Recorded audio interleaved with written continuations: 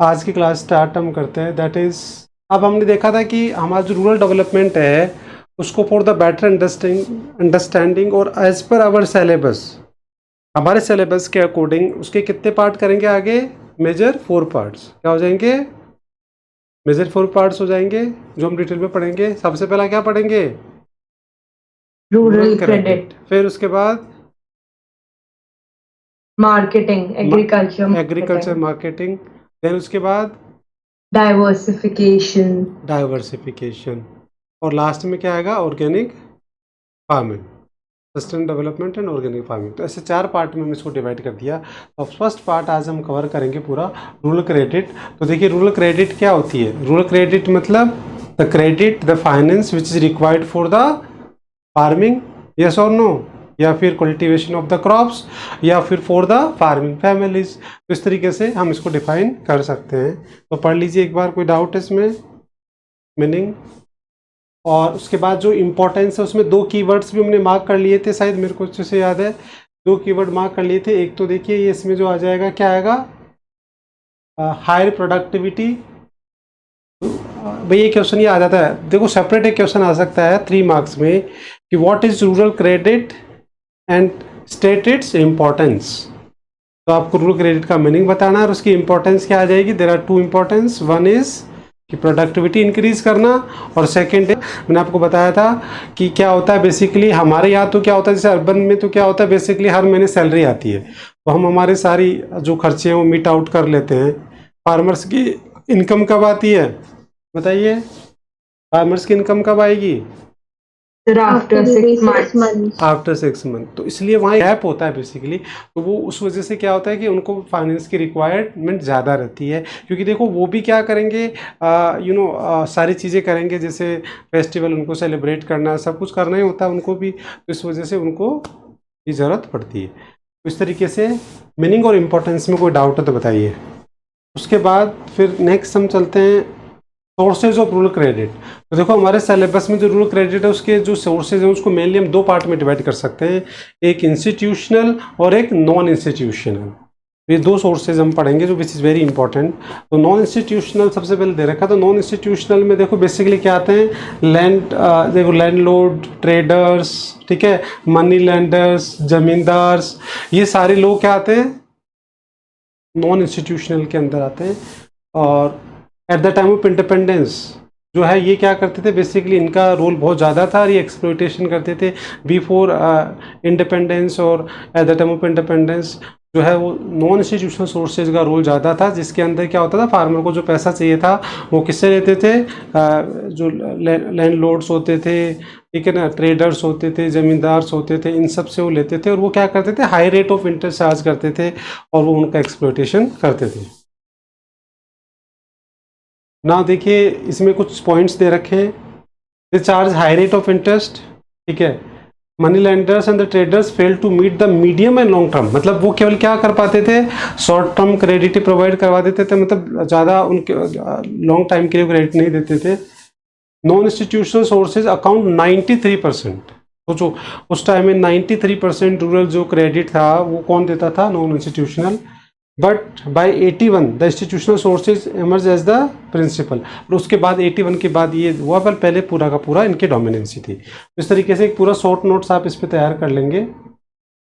इसका मीनिंग हो गया नॉन इंस्टीट्यूशनल का कि non institutionals are those institution which includes like zamindars, landlords, traders और ये सारे, और they charge high rate of interest and exploit the farmers. और फिर उसके बाद में ये फीचर्स इनके लिख सकते हैं ना। ऐसे अब इंस्टीट्यूशनल की डेफिनेशन क्या होगी? The institutional sources include government, cooperative, commercial banks, the regional rural bank and land development banks. This institutional structure of rural banking is called multi agency system. तो एक अदर नेम भी हो गया ये जो इंस्टीट्यूशनल सोर्सेज है उनको multi agency भी कहा जाता था, मल्टी एजेंसी सिस्टम भी। और ये इसकी डेफिनेशन यहाँ दे रखी है। और देखिए यहाँ major changes occurred in 1969 when India adopted social banking and multi-agency approach to adequate the need of rural credit. Later the national of NABARD, NABARD कब आया? 1982 में। अभी NABARD अलग से और पढ़ेंगे सेपरेट, बट यहाँ बता रखा है। और ये जो 1969 में क्या हुआ था बेसिकली, इनका कमर्शियलाइजेशन हुआ था, मतलब जो बैंक्स थे ना उनका कमर्शियलाइजेशन हुआ था, और 1935 में आरबीआई एस्टैब्लिश हुआ था। तो ये बहुत इंपॉर्टेंट डेट्स है। और 1982 के अंदर क्या था, नाबार्ड आया था। तो ये एक फाइनेंशियल सेक्टर में और बैंकिंग सेक्टर में बहुत टर्निंग पॉइंट थे, 1935, 1969 और 1982 ना। उसके बाद इसका मीनिंग हो गया, मीनिंग मतलब जैसे उसके अंदर मीनिंग हम कैसे बनाए थे कि उसमें क्या क्या इंक्लूड करते हैं हम, ट्रेडर्स, लैंडलॉर्ड, जमींदार्स। इसमें क्या क्या इंक्लूड करते हैं, commercial bank, cooperative societies, rural development bank, regional bank. तो वो जो इसके अंदर जो हम इंक्लूड क्या क्या करते हैं, 4 चीज़ें इंक्लूड करें। कौन कौन से, एक तो गवर्नमेंट कोऑपरेटिव, देखो government cooperatives, commercial banks, regional rural development and land development bank. तो इन बस ये जो इसके जो मेन इंस्टीट्यूशंस है उन्हीं को मिला के हमने डेफिनेशन बना दिया ना। इसमें जो फीचर्स में आ जाएंगे तो देखो वो 93% अकाउंट करता था at the time of independence और बिफोर, तो ये कितना करता था, 7%। के बाद फिर first 5 year plan and the present it has increase 66%, present data भी दे रखा है। देन उसके बाद में the sources are regulated, cost of credit generally remain low. तो वही वहाँ रेट ऑफ इंटरेस्ट हाई था, यहाँ कम होता है, ठीक है। Out of total institutional credit, cooperative credit contribute 15%। ये इनका डेटा दे रखा है, शायद ये एनसीईआरटी में नहीं दे रखा है डेटा, तो शायद मेरे लिए इंपॉर्टेंट नहीं, पर देखना पड़ेगा, एनसीईआरटी में शायद नहीं दे रखा है data. Apart from substantial expansion in the flow of credit by the commercial bank and regional rural development, the cooperative credit institution have emerged and important. जो कोऑपरेटिव इनको बता रखा है, मतलब इनके बारे में बता रखा है इंस्टीट्यूशंस। बाकी अपन को ये बस मेनली यहाँ देखना है, इन रेट ऑफ इंटरेस्ट का पॉइंट और एक डेटा का पॉइंट देखना है, बाकी वो ज़्यादा कुछ इसमें करने की जरूरत नहीं। और डेफिनेशन, अब जो मेन पॉइंट आता है ना वो ये है, डिफरेंस। मेन तो यही तैयार करना है हमारे को, और ये ही सबसे इंपॉर्टेंट है, तो वेरी इंपॉर्टेंट लगा लो इस टेबल को। और इसके अंदर सब कुछ कवर हो जाएगा, अभी सारी चीज़ें इसमें कवर हो जाएगी टेबल के अंदर। तो इससे आप डिफरेंस भी कर सकते हैं, इससे आप क्या कर सकते हैं, शॉर्ट नोट्स भी बना सकते हैं। तो ये ऑल इन वन हो जाएगा आपके लिए। अभी डिफरेंस देखिए, डिफरेंस सबसे इंपॉर्टेंट है। डिफरेंस में अगर हम आएंगे तो सबसे पहले देखो मीनिंग। तो मीनिंग तो हम ऑलरेडी कर ही चुके हैं कि it refer to the funds available at the farmers by the various institutions, और these are the traditional source of credit in India, मतलब विच इंक्लूड्स, आगे आप भी लिख देना, which include cooperative societies, sorry इसके अंदर तो क्या लिख दोगे, जमींदार और ये सारे, इसमें क्या लिख दोगे, कमर्शियल बैंक्स और cooperative society and all. Regulation, इसको रेगुलेट कौन करता है, आरबीआई, और इसको कोई रेगुलेट नहीं करता है। No institutional sources are not regulated by monetary authority. Purpose, these are sources में provide the credit for the productive purpose mainly. और ये क्या करते हैं, नॉन प्रोडक्टिव, जैसे जो फार्मर्स को जो फेस्टिवल सेलिब्रेट करना है, या उनको जो नॉन प्रोडक्टिव पर्पज होते हैं ना, छोटे मतलब लॉन्ग शॉर्ट टर्म के लिए, वो सारे। देन फॉर्मेलिटीज़, क्रेडिट, देखो इंस्टीट्यूशनल सोर्सेज में आपको पता है फॉर्मेलिटीज़ बहुत ज़्यादा करनी पड़ती है, क्योंकि वहाँ पेपर वर्क बहुत होता है, तो वो ज़्यादा होती है। जबकि नॉन इंस्टीट्यूशनल में क्या होता था, वो बस एक अंगूठा या कुछ पेपर रखते हैं और वो दे देते ना। उसके बाद कॉस्ट, अब आपने देखा कि which one is more costly, higher rate of interest ज़्यादा कहाँ लगता है, इंस्टीट्यूशनल, नॉन इंस्टीट्यूशनल में रेट ऑफ इंटरेस्ट हाई होता है, इंस्टीट्यूशनल में कम होता है। Then motive, institutional credit is generally guided by some welfare consideration, और ये क्या होता है, इनका तो एक्सप्लॉइटेशन या प्रॉफिट मोटिव होता है। इस तरीके से कितने हो गए, देखो 1 2 3 4 5 और 6 पॉइंट्स हो गए। और 6 पॉइंट्स एक बार देख लो, कोई डाउट है तो बताओ। ये वेरी इंपॉर्टेंट लगा लेना आप लोग, ये डिफरेंस हमेशा आ ही जाता है कभी ना कभी। और इसमें ऑल इन वन हो गया ये, क्योंकि देखो इसके अंदर सब कुछ आ गया। अब इससे ही आप क्या कर सकते हो, अगर एक सेपरेट क्वेश्चन आता है इंस्टीट्यूशनल नॉन इंस्टीट्यूशनल पे एक शॉर्ट नोट्स, तो वो भी लिखा जा सकता है। अच्छा, इसमें एक एग्जांपल का भी डाल सकते हैं कि भाई इट्स इंक्लूड कंपोनेंट है एग्जांपल की, इंस्टीट्यूशनल इंक्लूड लाइक जमींदार्स और ये, और उसके अंदर हम डाल सकते हैं कमर्शियल बैंक। तो इस तरीके से और भी डिफरेंस तो हो सकते हैं, बट अपने को 6 ही करने से ज़्यादा करना भी नहीं है, ठीक है। और एक ही डेटा भी याद रखना, किसान credit card when was introduce, ये क्वेश्चन आ जाता है कई बार कि व्हेन वाज द किसान क्रेडिट कार्ड इंट्रोड्यूस, तो 1998। अब देखो आपके पास डेटा 4 डेटा हो गया याद करने के लिए, यस और नो, 5 हो गया वैसे, एक उनका परसेंटेज का डेटा भी हो गया, ठीक है। आगे चलें अब। नाउ सेल्फ हेल्प ग्रुप, ये भी वेरी इंपॉर्टेंट लगा लो बच्चे, इस पे short notes most of the time आता है सेल्फ हेल्प ग्रुप पे, तो वेरी इंपॉर्टेंट लगाओ और अभी याद हो जाएगा आपको, इसका शॉर्ट नोट्स तैयार करना ही करना है। तो देखिए सेल्फ हेल्प ग्रुप का शॉर्ट नोट्स में सबसे पहले मीनिंग पे आते हैं। तो बेसिकली थोड़ा सा अगर हम बैकग्राउंड देखें तो सेल्फ हेल्प ग्रुप एग्जैक्टली है क्या। बेसिकली देखा जाए तो सेल्फ हेल्प ग्रुप कुछ भी नहीं है, ये ग्रुप ऑफ विलेजर्स और फार्मर्स हम कह सकते हैं, जो क्या करते हैं, एक ग्रुप बना लेते हैं and they are going to collect the minimum contribution of their savings. मतलब जिनके पास थोड़ा थोड़ा पैसा होता है वो सारा क्या कर लेते हैं, पूल कर लेते हैं, कलेक्ट कर लेते हैं, और फिर जो नीडी पर्सन होता है ना उसको वो हैंड ओवर कर देते हैं। तो इस तरीके से क्या होता है कि एक तरीके से मैं कह सकता हूँ कि सेल्फ हेल्प ग्रुप क्या है, दोनों के देखो both are the extreme situation, institutional and non institutional, दोनों क्या हो गए, एक एक्सट्रीम सिचुएशन हो गई। इंस्टीट्यूशनल तो जो हो गया वहाँ बहुत ही ज़्यादा फॉर्मेलिटीज़ और पेपर वर्क और सारा हो गया, और जो नॉन इंस्टीट्यूशनल है वो बहुत ही ज़्यादा एक्सप्लॉयटेशन। तो उन दोनों के बीच का एक जो मीडियम हम बोल सकते हैं कि वो है सेल्फ हेल्प ग्रुप। तो सेल्फ हेल्प ग्रुप पॉपुलर इसीलिए हुए क्योंकि ये दोनों के एक तरीके से मीडियम था, एक मीडियोकर था। तो सेल्फ हेल्प ग्रुप की डेफिनेशन देखिए, सबसे पहले वही है, मैं बता रखा है कि ये कैसे इमर्ज हुआ। Now these are those groups of people, these are मतलब ये बेसिकली क्या होता है, ग्रुप ऑफ पीपल्स होता है। तो these are those group of peoples in rural areas in which क्या होता है, small savings are collected by the minimum contribution of each members. ये क्या होता है, minimum contribution from the each member to promote the saving habit. तो वहाँ लोग क्या करते हैं, जैसे अपना छोटे छोटे उनके पास अमाउंट जिसके पास होता है वो सेव कर लेते हैं, तो वो फिर एक बड़ा अमाउंट बन जाता है, और फिर जिसको ज़्यादा ज़रूरत होती है ना उसको दे देते हैं। अब इसके बेनिफिट्स क्या हैं देखिए, तो इसमें देखिए अगर इसको ऑब्जेक्टिव और बेनिफिट की बात करें तो कीवर्ड क्या मार्क करोगे आप, first focus, then target group, then female empowerment, then उसके बाद में फिर विदाउट एनी सिक्योरिटी या कोलेट्रल, विदाउट एनी सिक्योरिटी, और उसके this these programs are become popular among the small growers. Credit delivery mechanism, वो बहुत इनका क्या होता है, इनफॉर्मल होता है बेसिकली। तो यहाँ लिख सकते हैं इनफॉर्मल क्रेडिट डिलीवरी, ये लिख लो, इनफॉर्मल क्रेडिट डिलीवरी, मतलब मिनिमम पेपर वर्क होता है, तो इस वजह से वो इजीली उनको मिल जाता है।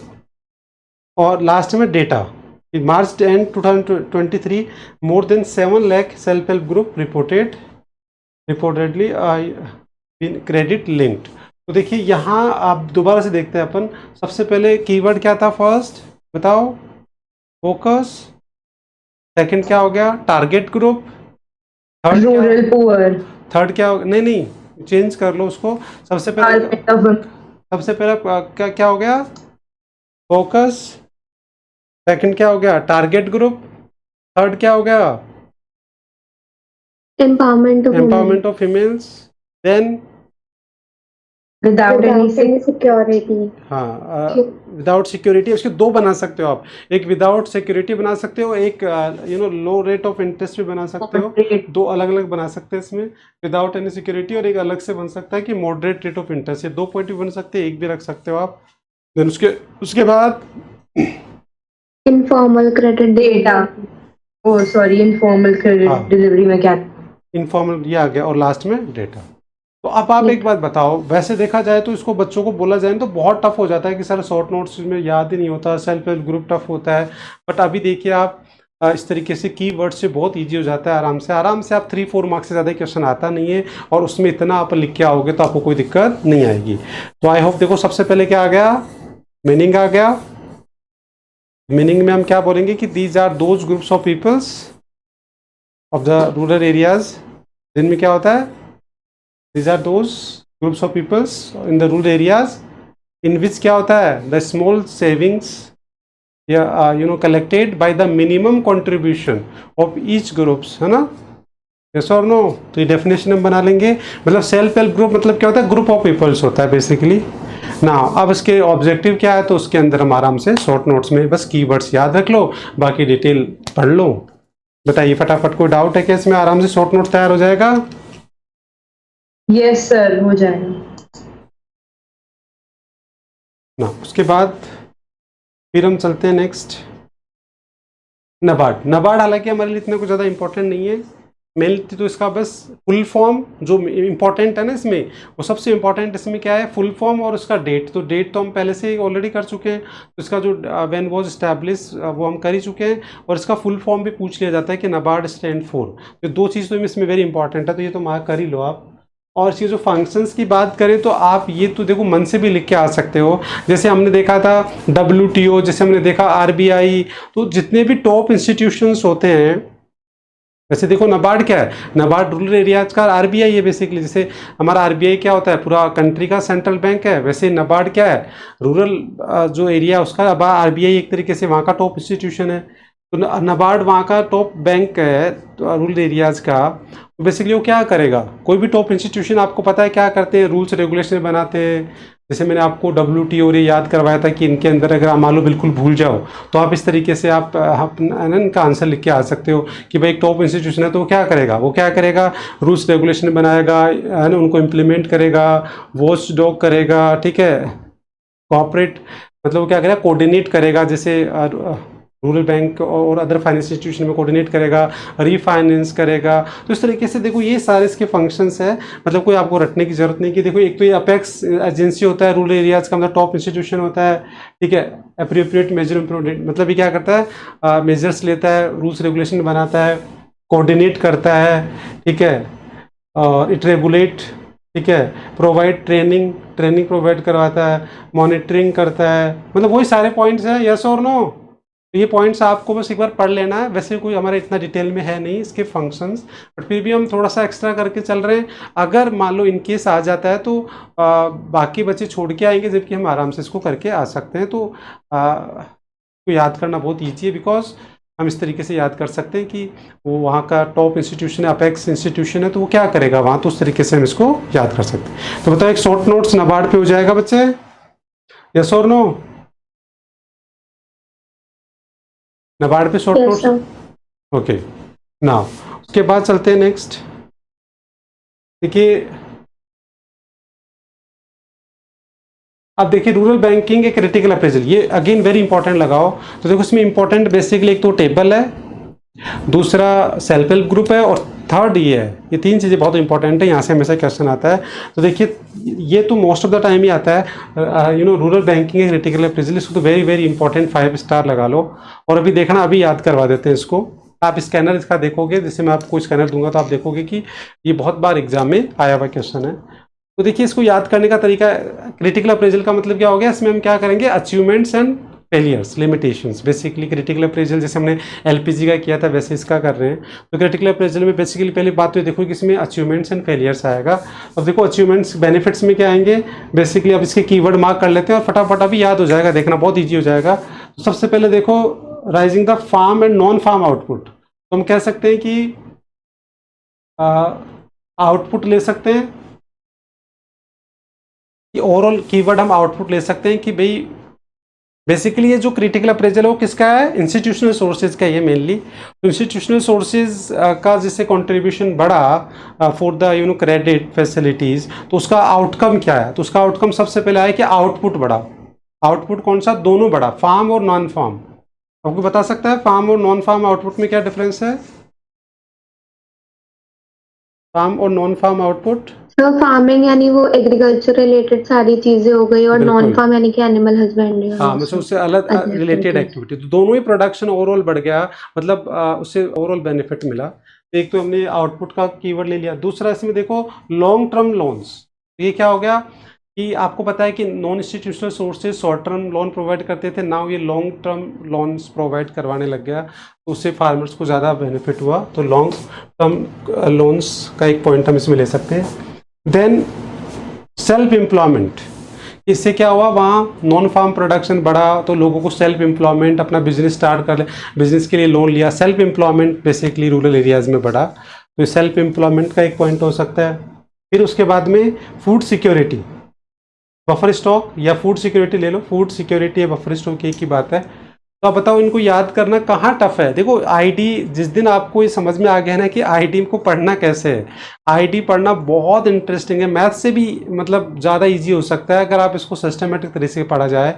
तो अब देखो ये जितनी थ्योरी इतनी हमें, देखो थोड़ी सी लैंग्वेज पे आपकी कमांड, आप खुद सेंटेंस बना सकते हो, तो डेफिनेटली आप कीवर्ड याद करो और आराम से उसकी खुद ही बना लो। तो अब आपको बस 4 कीवर्ड याद रखने हैं, टॉपिक खत्म। तो फर्स्ट कीवर्ड क्या है? आउटपुट। सेकंड क्या है? आउटपुट, सेकंड क्या है? Long term loans, long term. Third self self employment, employment. और फोर्थ क्या हो गया? Food security. अब बताओ ये आराम से याद हो सकता है, 4 वर्ड याद किया, सेंटेंस अपने हिसाब से बना देना। तो अब इसका मतलब कोई ज़्यादा आपको टफ नहीं है, कोई रटने की जरूरत नहीं है। अगर सारे पॉइंट आप सेंटेंस टू सेंटेंस रटो तो फिर तो पॉसिबल नहीं। आई होप, बताइए बेनिफिट्स क्लियर है क्या? Achievements and benefits of rural banking, yes और नो? बोलो हरिया, जल्दी बोलो। Yes, sir, clear. नाउ अब आगे देखो लिमिटेशंस। अगर हम लिमिटेशन की बात करें तो इसमें भी बस 4 पॉइंट से 4 कीवर्ड्स करेंगे, ये भी खत्म हो जाएगा। देखो सबसे पहले क्या आ गया? इनएडिक्वेट। ये वर्ड मार्क कर लो, इनएडिक्वेट। इसका मतलब था कि डिमांड ज़्यादा थी, सप्लाई कम है। आज भी कम है और पहले भी कम था। मतलब आज भी देखिए इंस्टीट्यूशनल सोर्सेज इन रूरल एरियाज इनएडिक्वेट है। इनएडिक्वेट मतलब उनकी डिमांड बहुत ज़्यादा है बट उनकी सप्लाई नहीं है, अवेलेबिलिटी नहीं है। तो इनएडिक्वेट का पॉइंट हो गया। देन उसके बाद में रीजनल इनइक्वालिटीज़। बेसिकली क्या हुआ?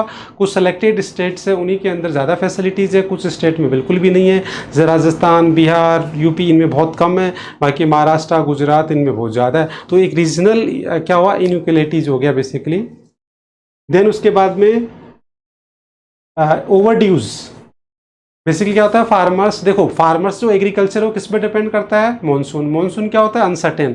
फार्मर्स के बाद लोन ले लेते हैं, उसके बाद में वो क्या नहीं कर पाते? रीपेमेंट नहीं कर पाते। तो वहाँ ओवरड्यूज बढ़ जाते हैं, इस वजह से बैंक लोन नहीं देते। तो ये ओवरड्यूज की एक बहुत बड़ी प्रॉब्लम है जिसकी वजह से इतना डेवलप नहीं हो पा रहे। और लास्ट में ये देखिए, small and marginal farmers received only a very small proportion. तो बेसिकली इसमें देखो कीवर्ड तो ये आएगा कि credit is taken away by the rich farmers. मतलब देखे जाए तो देखो दो तरह की इनइक्वालिटीज हो गई। ये ऊपर तो रीजनल इनइक्वालिटीज बता रखा है, ये पर्सनल इनइक्वालिटीज हो गई। पर्सनल मतलब रिच और पुअर का डिफरेंस, कि एक्चुअली बेनिफिट मिलना चाहिए था किसको? स्मॉल और पुअर फार्मर को, बट उसका बेनिफिट किसको मिल रहा था? जो बिग फार्मर्स थे उनको मिल रहा था।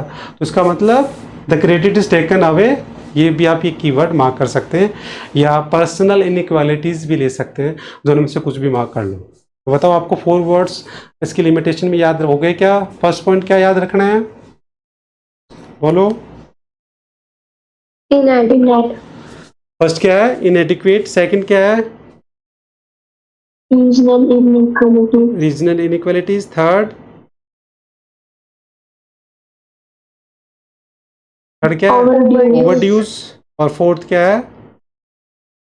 Personal personal inequality. इनइक्वालिटीज ले लो, या फिर आप क्रेडिट टेकन अवे बाय, ये ले सकते हैं। क्योंकि देखो आपने पहले ही पढ़ा था सेल्फ हेल्प उसमें स्मॉल स्केल इंडस्ट्री में कि रीजनल और पर्सनल इनइक्वालिटीज क्या होती है, तो ये हम पढ़ते आ रहे हैं, तो आप ये भी कर सकते हैं।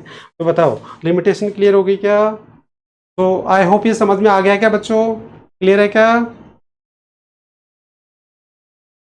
लिमिटेशंस एंड बेनिफिट्स, यस और नो? बोल सकते हो? Yes, sir. इसमें भी ये पूरा हमारा rural credit is now completed. तो रूरल क्रेडिट हमारा क्या हो गया? कंप्लीट हो गया। तो रूरल क्रेडिट में हमने क्या क्या कर लिया? देखो सबसे पहले क्या किया, उसका मीनिंग किया, फिर उसके इंपॉर्टेंस की, फिर उसके बाद हम उसके सोर्सेज किए, फिर हमने सेल्फ हेल्प ग्रुप किया, देन नाबार्ड किया, देन उसका क्रिटिकल अप्रेजल। बताओ क्लियर है क्या सब कुछ? Yes, sir.